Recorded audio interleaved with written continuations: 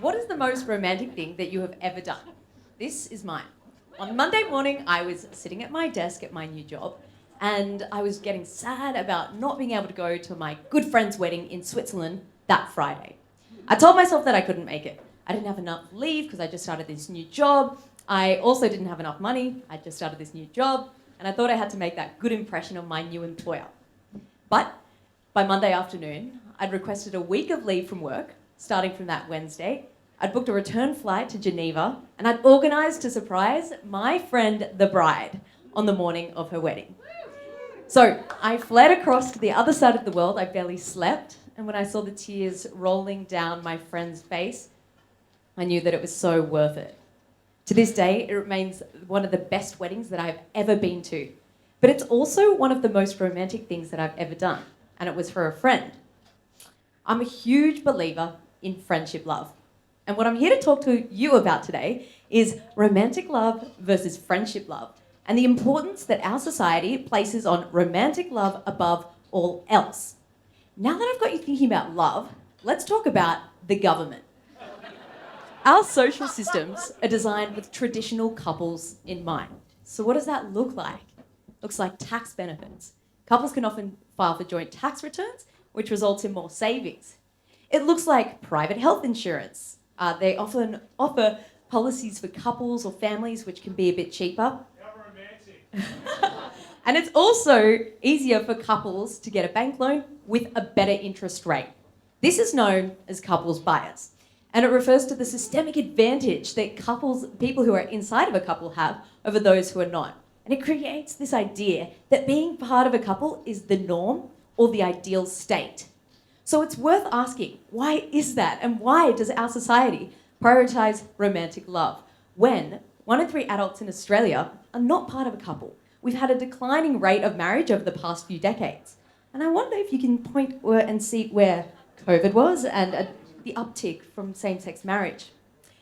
This is all to say, in the hierarchy of love, why does romantic love outshine friendship love?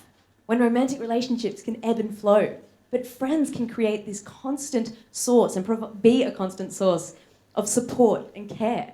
Don't get me wrong, I understand that maintaining relationships and friendships, maintaining your friendships when you're an adult is difficult with things like family and work commitments piling up like unread emails. But having friends is actually vital to our well-being. When you have friends, you are physically healthier, you're stronger, you report being happier and more satisfied with life. But here's the biggie. Having friends matters even more than having family. So take this Australian longitudinal study of ageing, which showed that people who had relationships or with their relatives, it had little impact on how long they lived. But people who had more friends tended to outlive the others by 22%. And this study was no joke. It followed 300,000 people over 7 years. And one of the other things that it found was that in your later years, for every deep friendship that you have, you live on average 1 year longer. So I estimate there's about 300 people in the room right now. If we all become friends, that means I will live till I'm 400 years old. To put this into further perspective, not having friends has the same impact on your health as smoking 15 cigarettes a day. It has the same impact on the longevity of your life as being obese and not doing any exercise at all. However, when we think about romantic relationships, we have all these rituals tied to them to show just how deep they are. We have the first kiss, the first boyfriend, getting engaged, getting married, anniversaries. But for our friendships, we don't have any of these milestones or markers to show just how important this other person might be to us.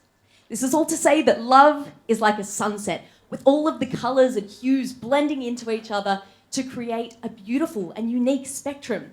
And it's up to us to challenge this idea that romantic love should be at the top of this hierarchy.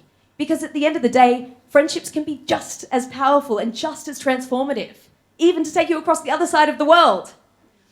Anyway, all of this said, if I have any friends in the room tonight, can I please get you to make some noise? Because I have one thing to say to you. I love you.